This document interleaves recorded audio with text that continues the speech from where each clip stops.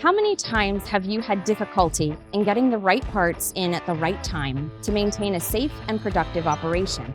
How much time do you spend looking for spares in your inventory, calling suppliers or manufacturers? What would the impact to your facility be if you could standardize and streamline your MRO inventory? The reason why we started trying to do this is because of manpower.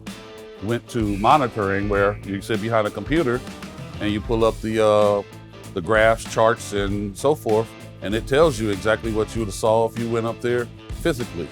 So knowing a motor is going out early warning, like with this node system, we can plan this. Okay, we got a box, it's getting extremely bad, and during the 5 hours that they're not running at night shift, my night shift guys could change that out, and we lose zero downtime during production hours.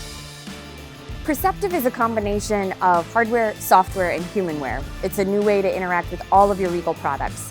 For more information or to find out how Perceptiv could benefit your facility, visit perceptiv.com.